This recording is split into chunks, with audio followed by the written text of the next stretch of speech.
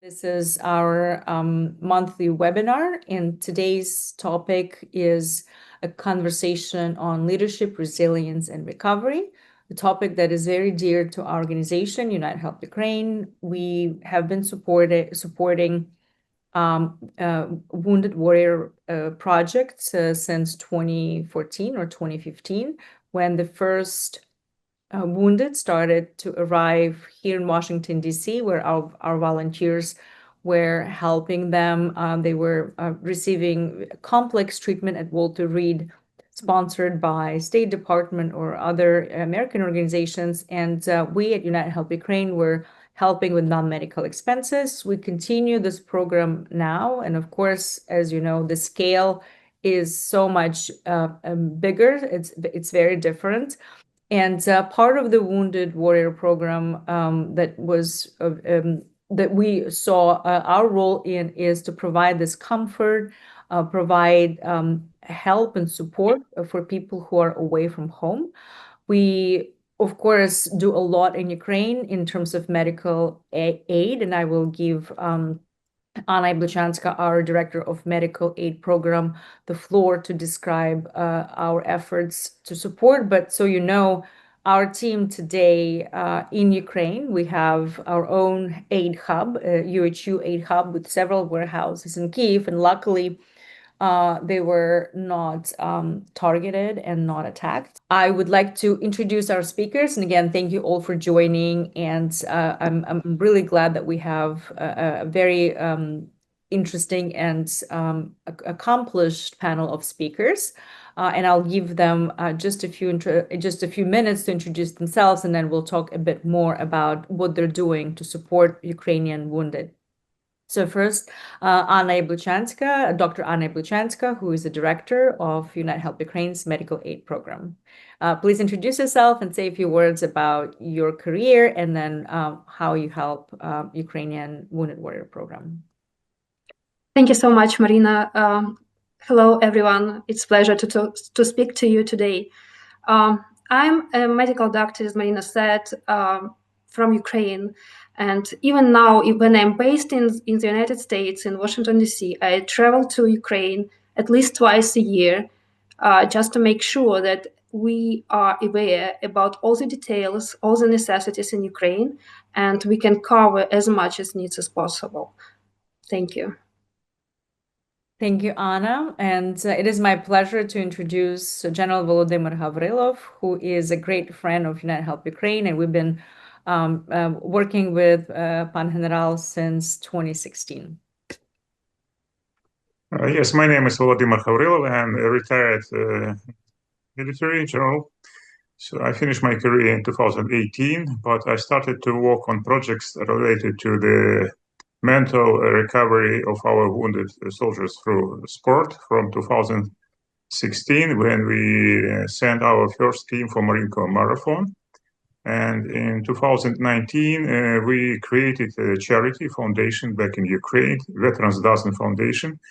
And we are working very closely with a special representative for the President of Ukraine on the rehabilitation of wounded warriors, Volodymyr Havrylov.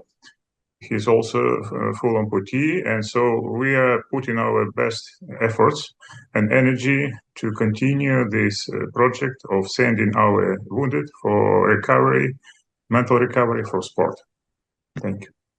Thank you so much, Major General. And I just want to say a few words about Vadim Sveredenko, who is a quadruple amputee. He was rehabilitated and received his prosthetics here at Walter Reed, and he was one of the first wounded who United Help Ukraine was supporting through our non-medical initiatives. And really, he's now an advisor to President's office on rehabilitation by sports. And he is one of the examples how, and he's running marathons, he's walking YOM, he's actively participating in so many initiatives. And together with Pan Havrylov, they're creating really an amazing program for wounded to rehabilitate through sports. And Vadim is a dear friend of ours, and we're always happy to see him. He comes to the events related to Marine Corps Marathon often. And he's, again, a remarkable person, quadruple amputee who lives his life to the fullest. Not only he supports and helps his brothers and sisters to do the same. And speaking of Walter Reed, we have K.Turkova, who is our coordinator for wounded who right now are undergoing rehabilitation at Walter Reed. Ksenia? Thank you, Maryna. Thanks for having me here and giving me opportunity to speak about our wounded warriors.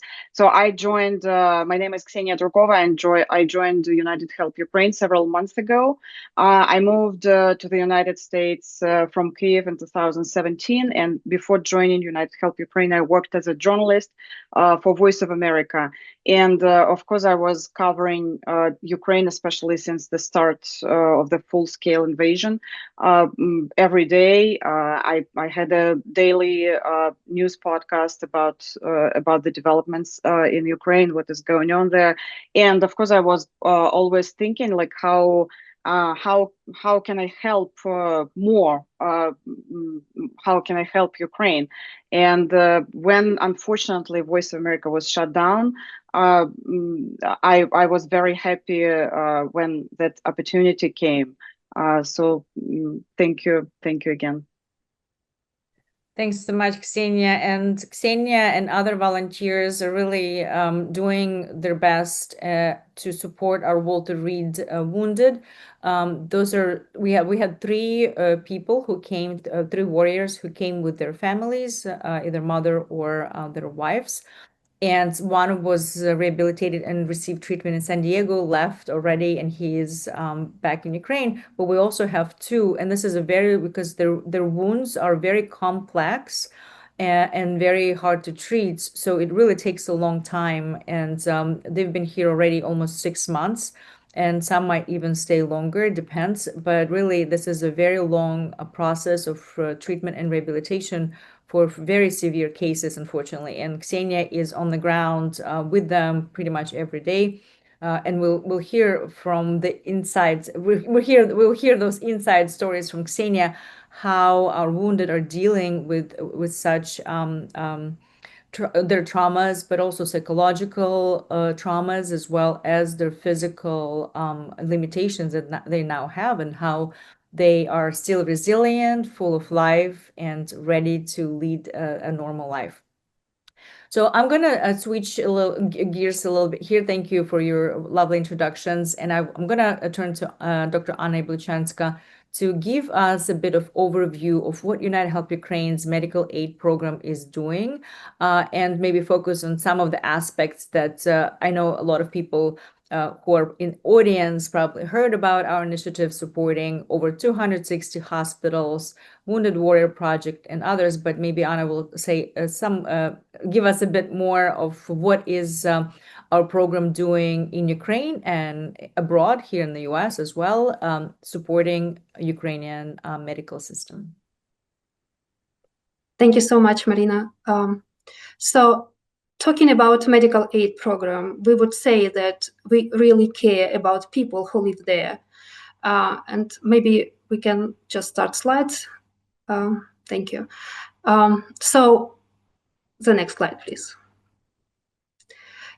When we talk about Ukraine, we are saying that a lot of people had to flee the country at all, and a lot of people had to be displaced. So now we have a lot of over 4.5 million IDPs, internally displaced people in Ukraine, and there's people who had to leave their homes, have their families, and move to another locations in Ukraine. And additionally to that, all of these people are experiencing a lot of stress, daily stress, because they are experiencing shellings and bombings and like other traumatic situations. As Maryna said before, today, last night was a very heard here in Ukraine, we had multiple missile strikes tonight, and one of them was to city of Ternopil. And today, over 20 people were unfortunately lost their lives, their precious lives, and we had a lot of wounded patients among civilians only this night. That means that we have to focus on supporting hospital systems, because when patients arrive to the hospital, they have to be able to provide as much assistance as possible. We are supporting over 260 hospitals in Ukraine with essential medical supplies and equipment. Even this morning, like in 30 minutes after the strike to the multi-story apartment building in Ternopil, our team was already in touch with the hospitals on the ground. I personally talked to the chief doctors in the hospitals, and we already knew how many patients are arriving with what kind of wounds. So we were able to quickly react and send help already today. So we know that according to United Nations monitoring mission, over 14,000 civilians were killed. But we don't have information about military losses, because this statistics is not provided. But according to the Ministry of Veteran Affairs, we know that as of September of this year, we had almost 1.5 million veterans, people who participated in combat operations. And the war is far from over yet, unfortunately. So we can expect that we will have more people suffering from different types of trauma coming back from the war. And next slide, please. And when we are talking to the veterans and we are talking about civilians, we're saying that the number is huge. So when we look what type of issues they have when they come home, sometimes it's not just physical conditions. It's not just like amputations or other diseases, but it's also rehabilitation to the normal life when they're coming back. So, and we know that people are suffering from reintegration to social life. They are suffering from getting back to work. And and we know that this is something that we have to pay attention to and provide as much services. So one of the significant programs that we consider is needed in Ukraine is mental health support to people here. Next slide, please.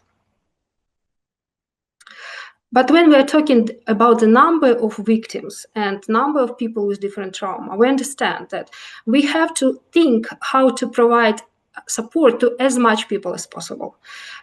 We are not a huge team, unfortunately. We are doing our best, but we need as more arms on the ground as possible. So we are looking towards the scalable programs that can be copied and implemented with other teams. So our main task here is to create sustainability in Ukraine. So we understand that as much psychologists we train here to provide assistance, the better results and outcome we will see.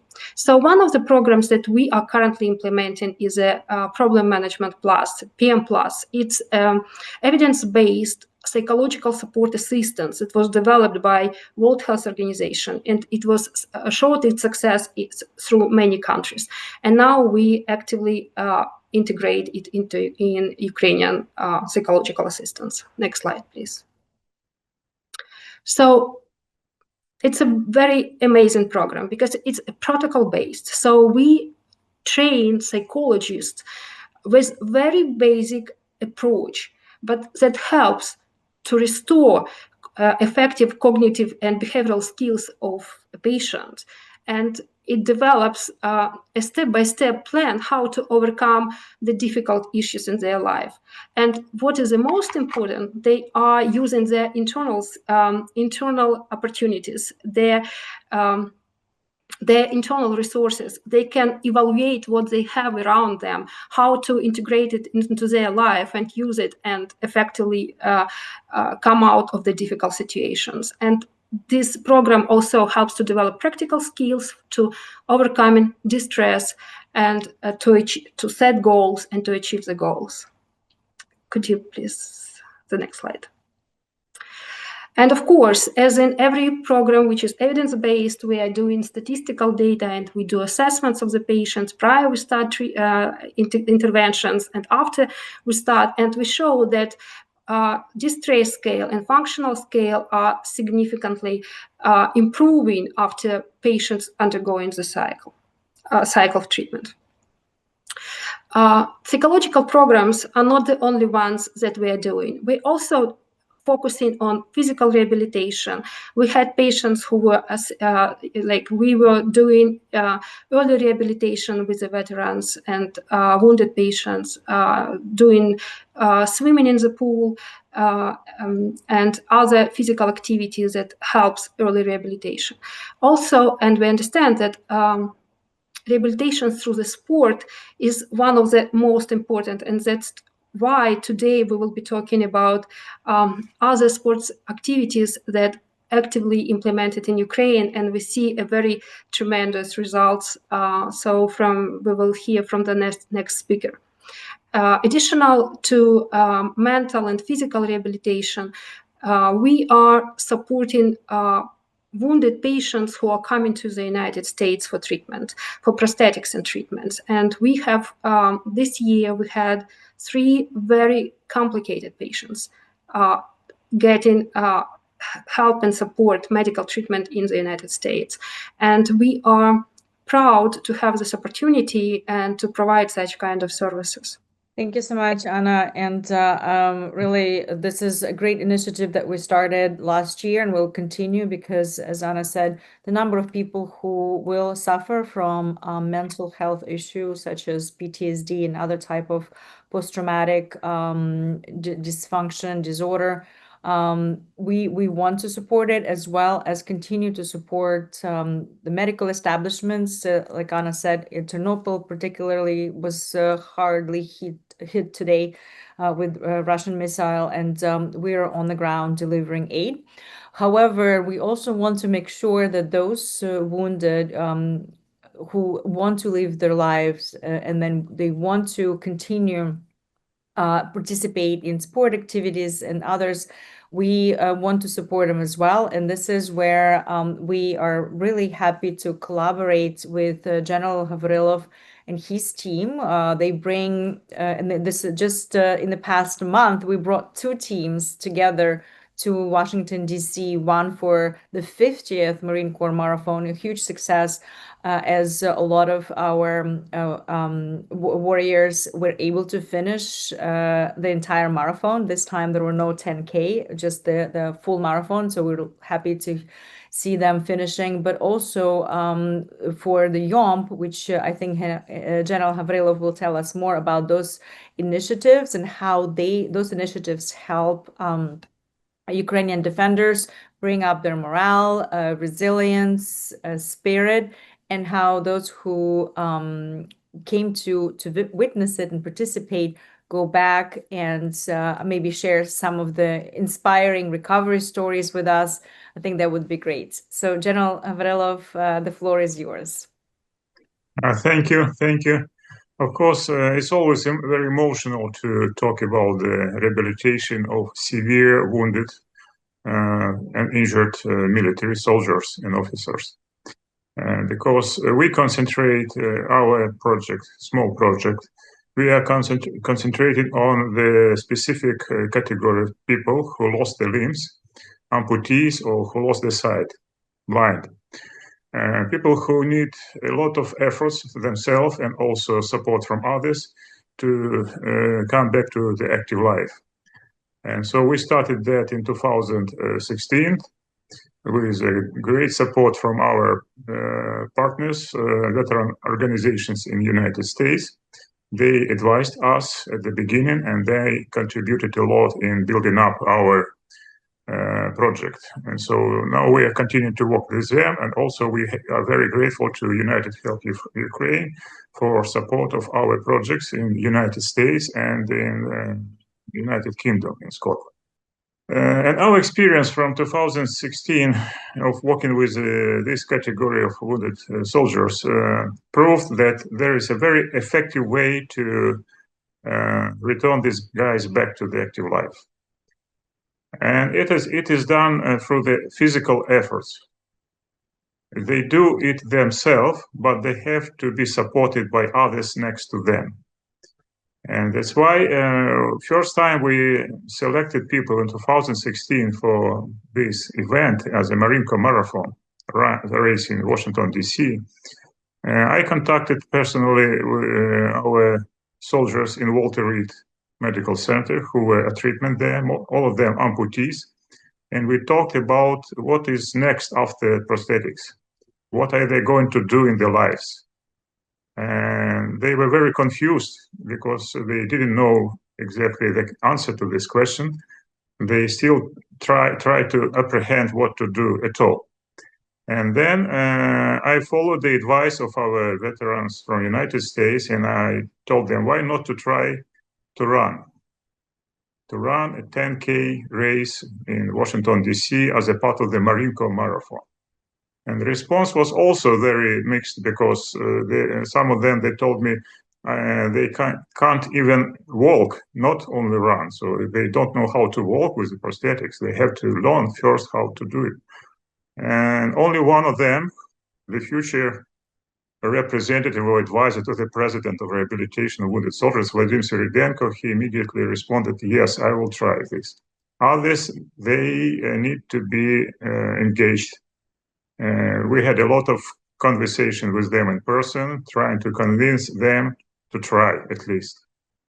And we sent this first team of 4 guys in 2016 for this race, not just from zero. Of course, we contributed in training and treatment and also selection of the right prosthetics.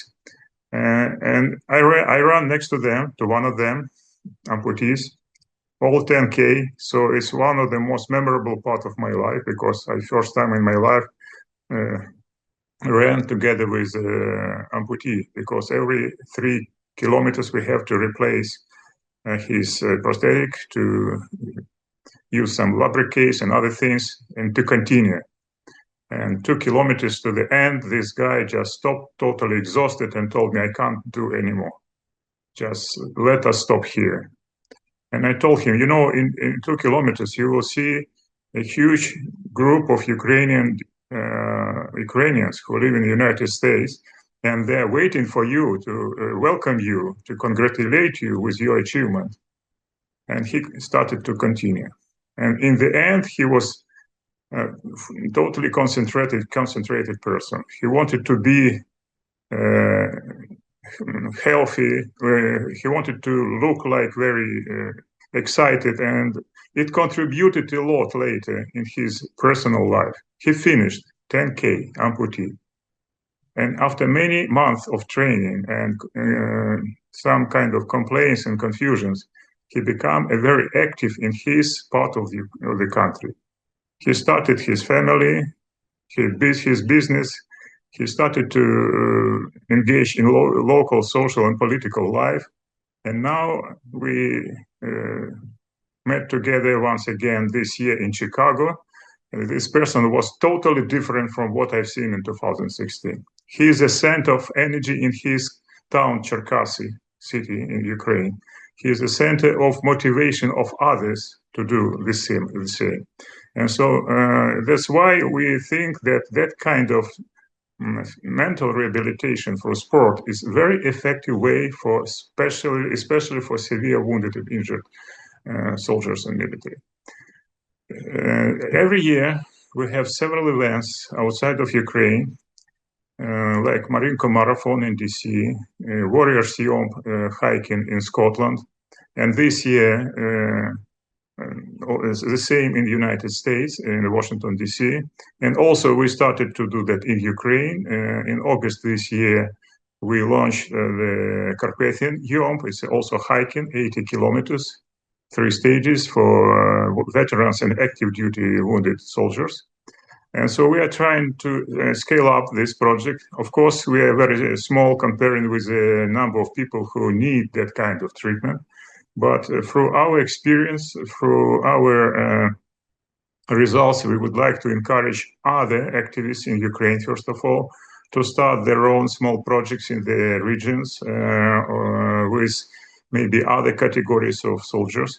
And we would like to share our experience how to work together with the government in Ukraine, with our military, that is important, with our partners outside of the country, veterans organizations in other countries, and also with organization like United Help Ukraine, because it's all about joint efforts. It's all about teamwork. You can't do that kind of effect alone. You have to be engaged with somebody else. So you have to have connections with the government, inevitably, Ministry of Defense, Ministry of Veterans in Ukraine. You have to be engaged with the Office of the President of Ukraine. It's also inevitable. You have to be in direct contact with our units sometimes who are fighting, because during the war, commanders, they decide whom to send to the teams. We, after that, send into the United States or Europe. So they decide who requires more mental efforts, who requires physical efforts. Because before the war, we were concentrated on veterans. During the war, we are working with active duty wounded soldiers. We have soldiers and officers now, active duty, who have prosthetics, and they continue fighting. It's a phenomenon because every time we, especially last time, we brought our team for Warrior Syom in the United States, we had several amputees who walk for more than 30 kilometers. And many Americans on this route, they approached us and started to ask what it's all about. And then they had the stories about the active duty soldiers who are here in the United States only for several days and then going back to the units for fighting. The first answer was how? You have prosthetics, you're just not capable. It's not possible in the United States, for example, in the military. And the answer was yes, because it's a reality of this war. We have to do our job, and they do it voluntarily, these guys. They are not pressed to go to the front. They can retire if they wish, but they would like to continue. But they need, of course, the mental and physical rehabilitation. That's why projects like that are very, very important. And through this, we're also trying to build up our culture and ecosystem in Ukraine. It's all about the attitude and care of the society of people about these guys, for them to feel themselves as the members of the society, of the families, not like some kind of problematic objects. So that's all about building up the civil society in Ukraine as well. The more projects like that we have, the more mature and strong society in Ukraine is. And we are strong and resilient in this war only because of the civil society, not because of the government or some kind of political decisions, because we have civil society, is a B-type society where everybody is doing something. There are many other projects of some initiatives in Ukraine who are trying similar things, maybe not on the level as we achieve, because they can't send the people outside of Ukraine. They are trying to do that somewhere inside Ukraine. So I recently contacted some projects which are working through sport like hockey, ice hockey, golf, through horse rehabilitation, swimming, and other things. So everybody is doing something. If some small project can recover 10, 20, 50 guys per year, together we have a stream of efforts. And if we have our presence in every region of Ukraine, we have an ocean of efforts which can complement to the efforts of the society or the government to do something. Because all these projects of mental rehabilitation for sport is not technical issue, it's more emotional issue. It's about emotions.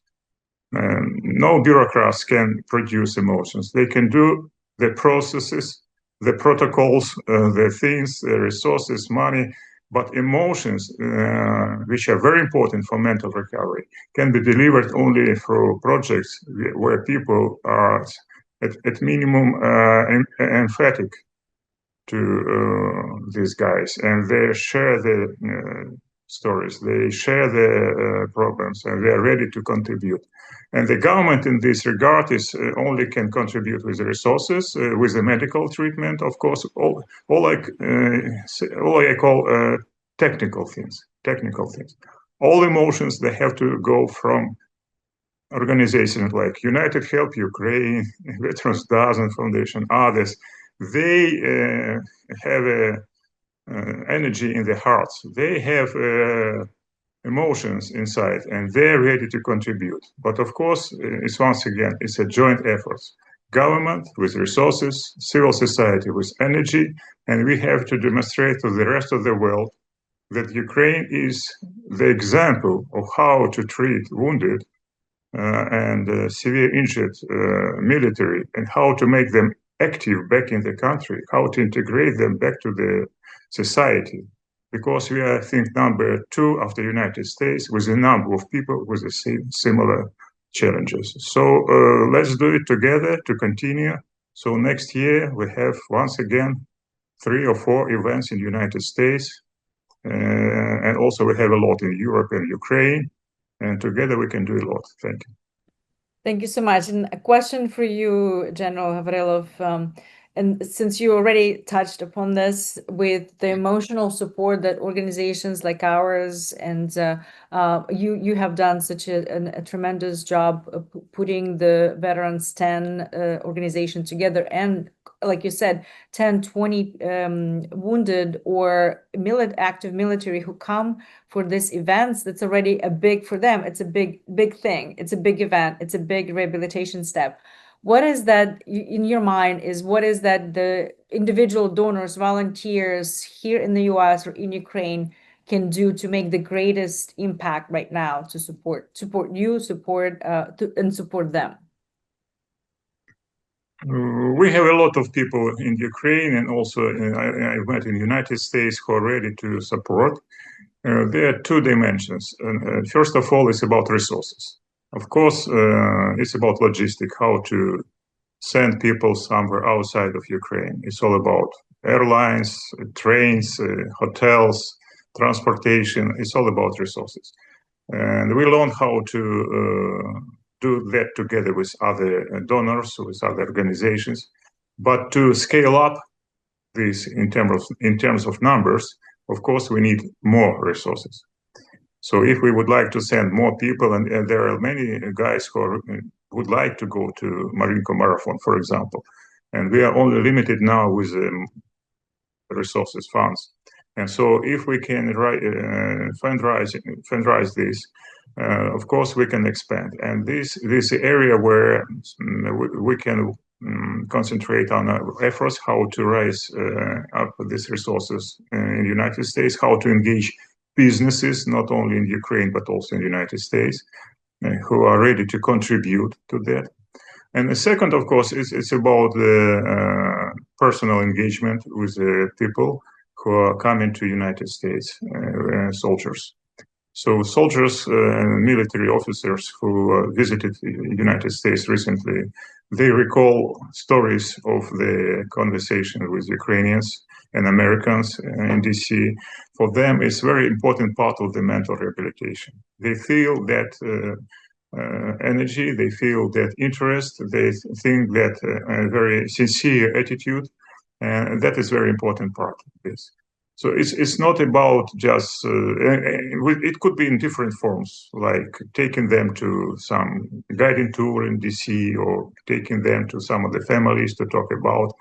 These people, they need communication. They need to understand that they are not alone in this world. They need to understand that there are other people who are ready to support them. So this, and of course, the third part is about information. So all volunteers, groups, and organizations, they have raised awareness of societies about that kind of challenges and the solutions how to do that in the right way. It means to talk to media, to TV channels, to webinars like today, for people be aware about these projects and be ready to support. Because we've met a number of Americans during these Warrior Yoms and Marinka Marathon who approached us and asked us how I, American, can donate your project. It's not easy to answer because one lady told me, I have a credit card in my pocket.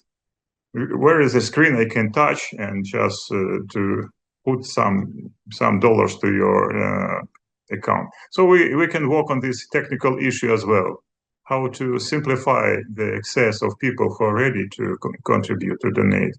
Very simple way, not related to bureaucracy or some kind of things.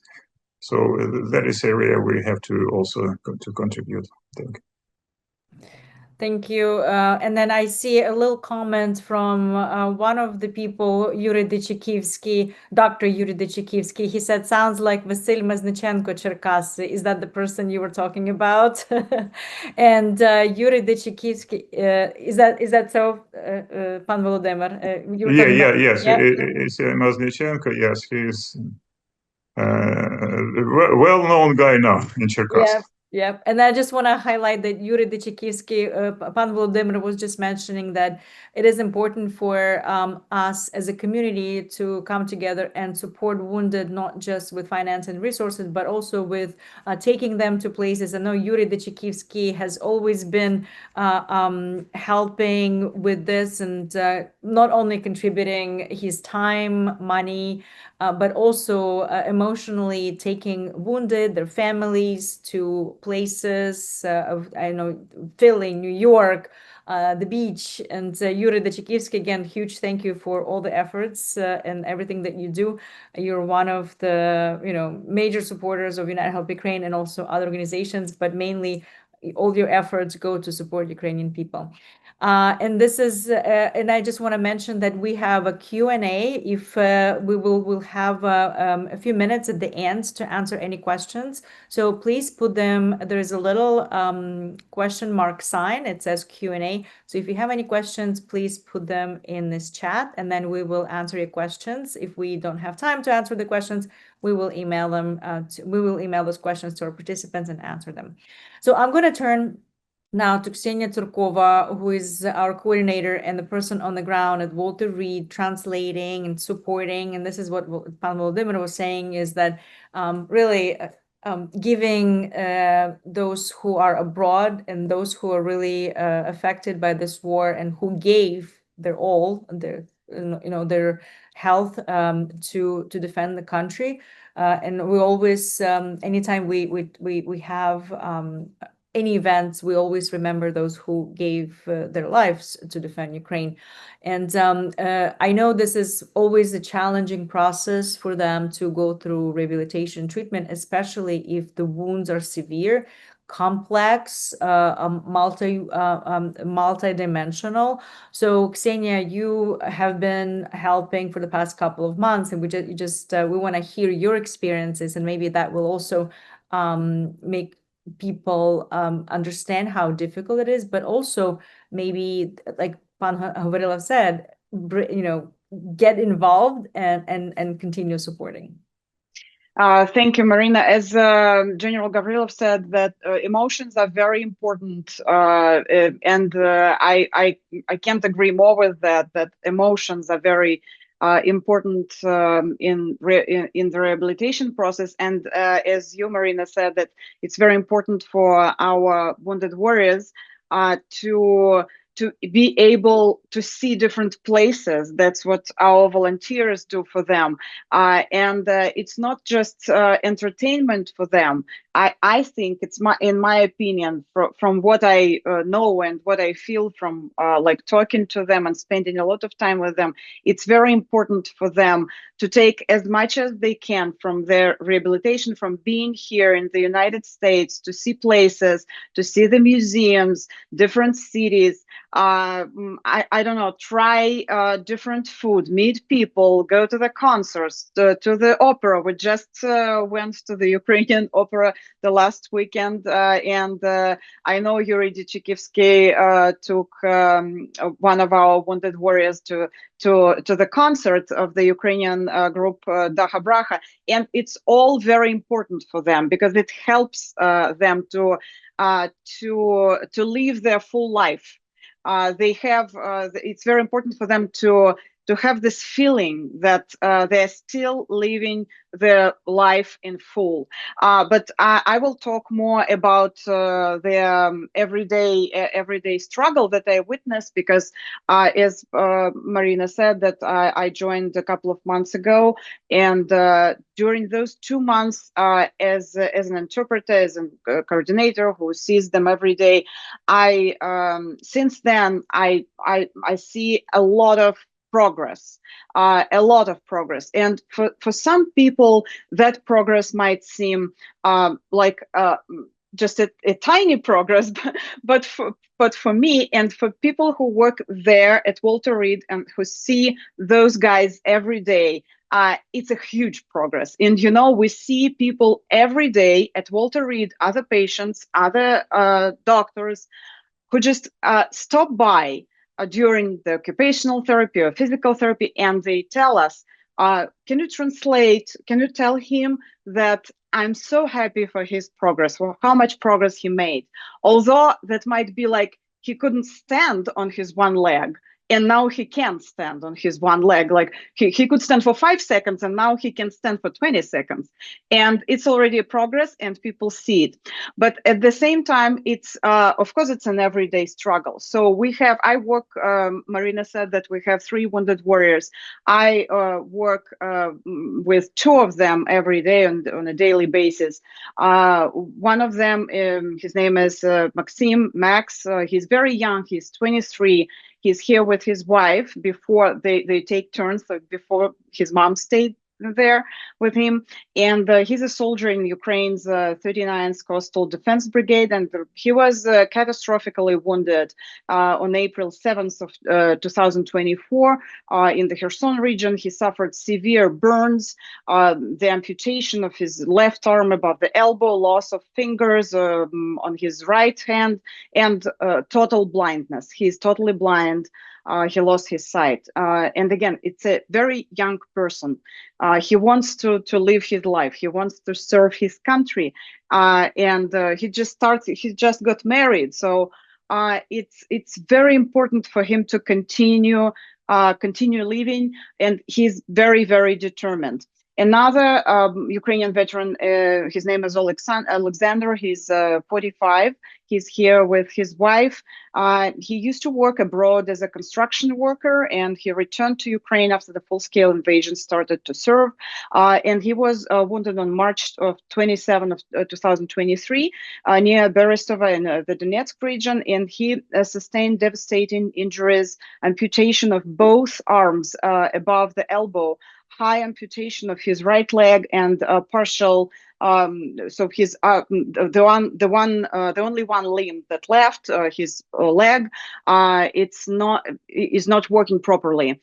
So he needs to strengthen this leg. He's doing a lot of exercises every day, and he's learning how to walk first with a prosthetic leg, and second how to use both bionic arms that they made for him at Walter Reed Hospital. So he started with the mechanical arm, and now he's using both bionic arms.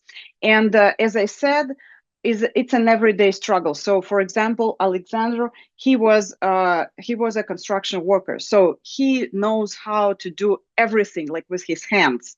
And it's very hard to come to realization for him that he's not that handyman anymore. He can't do anything, and he needs to learn. It's very tough psychologically for him. He keeps repeating. He's kind of a little bit in this pessimistic mode. He keeps repeating that like I can't do anything anymore. I'm disabled. But at the same time, he continues to work on his everyday tasks, although it's very difficult. And what is it's actually very interesting for me as a former journalist and just as a person who didn't know anything about that, how those bionic arms work. You basically need to create the dictionary. That's how we call it, the dictionary of moves. You need to write down, like, you fire bicep and that's how you open your hand, or you do you use your triceps and that's how you close your hand, for example. Whatever you come up with, that's a dictionary of moves, basically. And it's a lot of mental work, especially when you have one dictionary for the right arm and another dictionary for the left arm. You need to memorize all that. You need to work on it because that's a very smart system, and it's learning. So you need to learn it. That thing learns from you. It takes a lot of time and effort and patience to be able to use it. And we've been working on this like for weeks. We were working on, for example, on the right arm, so that arm can listen to him, to what he thinks or says. And now let's watch that video where Alexander is drinking with a straw. He's using the straw. That's our recent success from just last Friday. We did it. That was easy. So just for you to understand, it was not easy. Because we were working on it for, as I said, for weeks, and that is a lot of progress. And the same thing with the leg. A lot of adjustments, like we make that leg like longer or shorter. We try different things, how to walk, how to combine, like use arms and that leg, prosthetic leg at the same time. So it's a lot of work. Sometimes it's frustrating. They have a lot of disappointment, but at the same time they continue. They're very resilient. And I was talking about Alexander, and as for Max, he's as a young person, and also just his personality, he's full of ideas. He's not in any, like, he doesn't have pessimistic thoughts. He's full of optimistic thoughts, and he's full of ideas, including ideas how he can help his country and how he can help other wounded warriors in Ukraine. For example, he dreams of opening a guide dog training school for other blind veterans, and he wants to, one day he wants to represent Ukraine on the national soccer team for the blind. And recently he took his first training. This is one of our volunteers playing with him. So this is Max, and we're all very happy to see him happy. And as General Havrylov said, it's very important to create the environment in Ukraine where the wounded warriors can live their full life and still serve the country however they choose to serve, whether it's a sport or something else. But they are not, I wouldn't call them like disabled person. They are full of ideas and energy, and they want to do something. Thanks, Ksenia.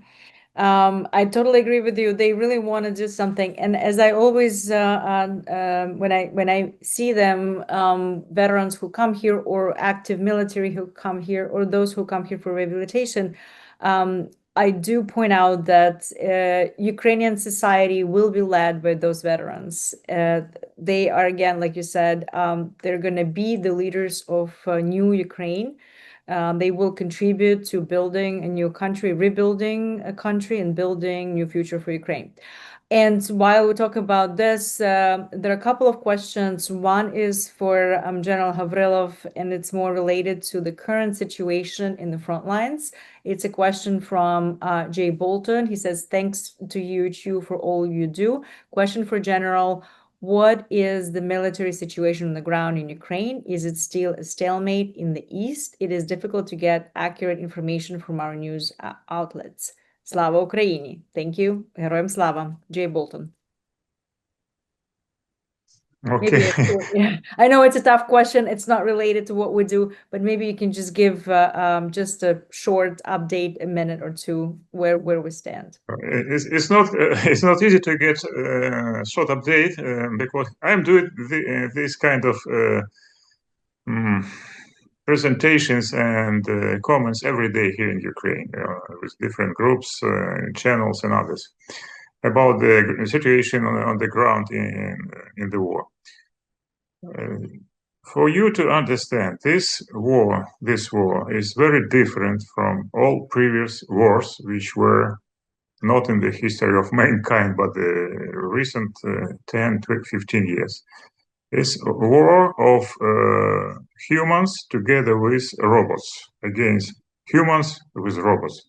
It's a transitional war of future. In future, we will see a lot of robots against robots.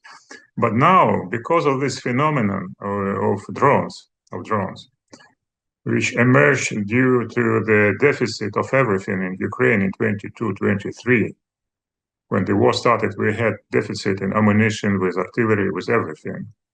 And Russia had a superiority in all things like that. And because of this, once again, civil society, our creativity, our enthusiasm, we started to look for asymmetric hybrid solutions. That's why the drones emerged in this war from 2024 in mass. And in 25, we have a phenomenon of so-called gray zone on the ground, when both sides, they can't see each other, and the distance between them sometimes up to 20 kilometers. And this gray zone is not possible to cross because you can be killed by drones. There's a challenge. That's why there is a kind of stalemate on the ground. Now you can read some news from Russian side or from social media about some kind of advancement and advances of Russian troops on tactical level. Once again, I'm talking about tactical level. It's not about operational level. So Russians, they are trying to achieve some kind of strategic success in this war, sending a lot of people to this gray zone with just belief that it's possible to destroy Ukrainian military. Because of this character of this war, then they face not Ukrainian infantry first, but they face the technological things. And they suffer a lot of losses, Russia. Yes, of course, time to time they advance in some areas for some kilometers, not dozens kilometers even. We're not talking about that, but they have some advances in some areas, but they pay huge price for that. Every day the losses of Russian military are around 1,000 killed and wounded every day. For you to understand, they can mobilize, and they could mobilize this year in Russia, inside the Russia, around 1,000 people per day. It means every day we kill them or make them wounded every day. It's not because we are fighting just face to face, because Ukraine is using a lot of technological instruments how to kill Russians before they can reach our people. We very value the lives of our people. That's why we have to be more creative to replace, where possible, our people with unmanned system or something. And our leadership, military leadership, still keep the policy and the vision that if there is a choice between 1 square kilometer and 2 killed Ukrainian soldiers, it's better temporary give this 1 kilometer square for a while, temporary, not to lose people. But once again, Russia now is very difficult situation in terms of the losses on the ground. They have to. They will try to do that, sending a lot of people for this slaughter, because they have a direct order from Moscow to achieve strategic success. But they don't know how to do it on the ground, and so they follow the old infantry type efforts to do that. And the second challenge for Russia now is economy. Russia is not ready to sustain this war in medium term. And we will see a lot of changes in the information field next 2-3 months about the results of Russian economy performance in 2025, with the recession coming to them inevitably. It means they can't pay the contract servicemen the money they're capable to pay before that. They are not ready to feed the population which is not taking part in this war, but they are losing the social support from the government now because of the lack of the money. That is the challenge which is coming to Russia, both from the ground losses in Ukraine and second from economy back in Russia. These two lines, they will cross sooner or later, and we will see some kind of black swan events in Russia. We don't know which one, but events which one time in the history contributed in disaster of Russian Empire and the Soviet Union. So our mission in Ukraine as a military, to continue killing them every day, at least at minimum 1,000 killed and wounded every day. So, thanks to the support from our partners in Europe and United States, who provide us with resources to sustain our economy and our military. And also we have to demonstrate to our people, first of all, that we take care of our wounded, of our injured, and we know how to do that. And we demonstrate to the rest of the world how to do it right. That's just a short answer to your question, but once again, it could take 1 hour more. If there is interest in that, we could organize a separate online webinar. I think this is a great idea. Thank you so much, General Gavrylov. And I think you just ended with one statement that Sam Butler mentioned before. He was saying, is this great work on rehabilitation is a strong motivation for the Ukrainian people who see how wounded warriors are being helped. I don't think it's a motivation, but I think it's a comfort and the self-respect and also the respect that we show to wounded here in the US, in Ukraine and globally. And we're thanking them for their service, but we also provide all the care and support that they need. It's not a motivation, I would say, but people who go and give their all, including their life, should definitely know that we will take care of them as a society and also their families. So Sam, thank you for your comment. And there are 2 questions that are coming from the audience. I think it's mostly addressed to you, Anna Yabluchanska, Dr. Yabluchanska. These are for you. One is, and you actually mentioned it at the beginning. This question is from Victoria Odenotska. Does the rehabilitation program also include any mental health therapies for our veterans to help them cope with the psychological trauma or their injuries and loss of normal life? I believe it's the question probably here in the US, but also in Ukraine. Wonderful question. Thank you so much. Yes, absolutely. That's what we are trying to help to bring people to normal life, at least to what can be a normal life in new conditions. So we are currently doing a lot of already in Ukraine, but we are looking forward towards expanding additional mental health support with PTSD and other trauma-focused therapies to support our veterans and support our wounded patients in Ukraine, and not only the veterans themselves, but their family members, because what we see now, it's not just for the person to feel comfortable in the life, the social support and family support is so crucial. So we are doing a lot now to expand with these programs in Ukraine. Thank you. And the second question comes from Maryna Klemenko. Thank you to the speakers for highlighting this very important topic and for the powerful work you do to help Ukraine. Is Unite Help Ukraine open to partnerships with other hospitals and businesses for your Wounded Warrior program? If so, how can one apply?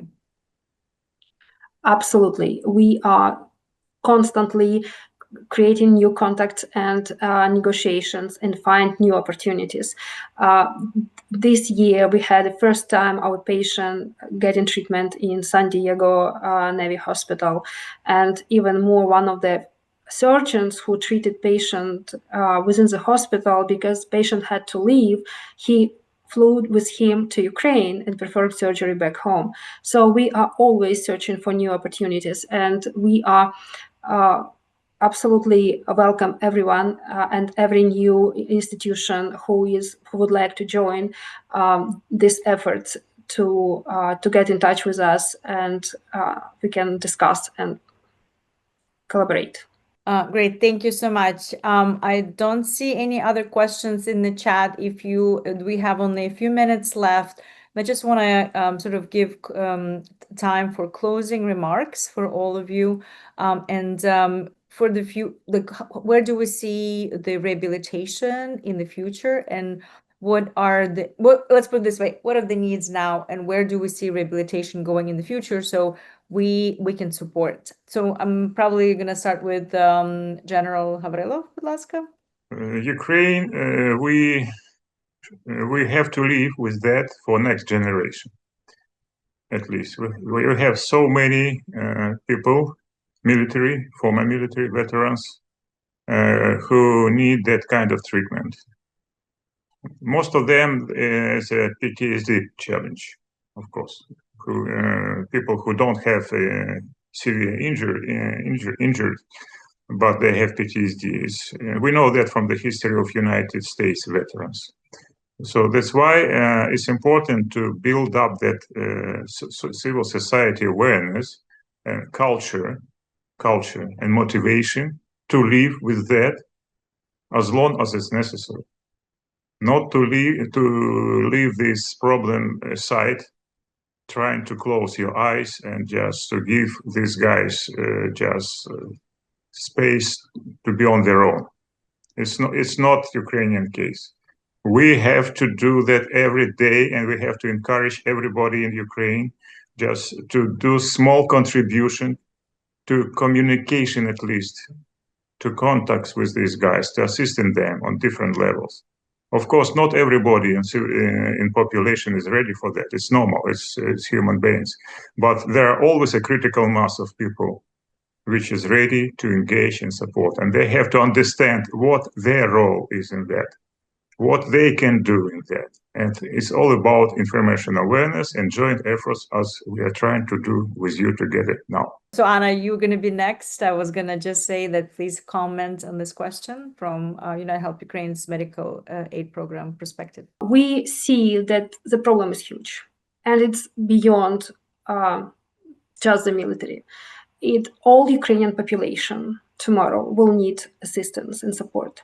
So it requires collaboration across organization, with the government, with population, and across the countries. And we really see that a lot of American organizations and hospitals and doctors are already willing to support. And we believe that such collaborations will be very helpful in the future. Thank you.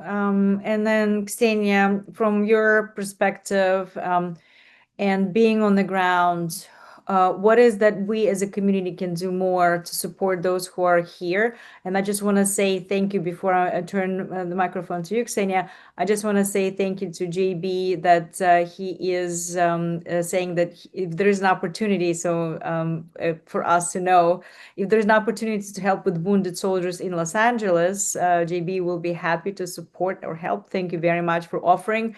Definitely, we had a wounded in San Diego, but if in the future we have those who will be going through rehabilitation in Los Angeles, we'll definitely contact you. And it's great to hear from Sam Butler saying thank you. The work is inspirational, and so good to hear that the wounded are being cared for so well. So thank you so much. So Ksenia, is there, even though we do a lot, is there anything else we can do to support those who are here, or how can we also expand this initiative, and what else we can do? I think actually that last message you read shows us how important it is to develop the connection. And we have a lot of people here in America who support Ukraine and who are ready to support our wounded warriors. We talked about Marine Corps Marathon, and I was there as well as a part of United Help Ukraine team, and I witnessed that immense support from Americans, from the runners who were just running by and saying Slava Ukraini, and we had a lot of support. So there are a lot of people who are ready to support us, and I think we should just maybe develop this more. So it's all about information, as was already said, information, inclusion, collaboration, and developing programs and networking. Thank you. Thank you all so much. It was a great webinar, and it was great to hear from all of you and your perspectives from different angles, how we help, how we can help, and what we can do more and better. General Havrylov, thank you so much for your initiative in Ukraine. Veterans 10 is an amazing group of people who are helping wounded find themselves, and it's great that we know Vasily Maznichenko from Cherkasy. He's really a great example of how this rehabilitation works and how it changes people's life and how they lead and they become leaders. And as I said, they will be becoming more and more leaders of the Ukrainian society. I would like to thank all of our viewers, all our audience, for their remarks, their questions. Really, it's great that so many of you understand the importance of this work and continue to support Unite Help Ukraine and other organizations who are helping Ukrainian people defend their country, survive, but also rebuild and thrive into the future. With this, thank you again, General Havrylov, Dr. A.Yabluchanska, and Ksenia Turkova. Thank you so much, and I hope you have a safe night in Ukraine for those of you who are in Ukraine. And for all of us here, happy Thanksgiving. And again, thank you so much for everything that you do. Continue to support, spread the word, reach out to us. We always have opportunities to volunteer. And if you're a professional, like Ksenia, for example, she also uses her talents as the journalist to cover and highlight our stories and our initiatives. So thank you all so much and have a great day. Slava Ukraini! Героям слава! Героям слава. Thank you. Thank you.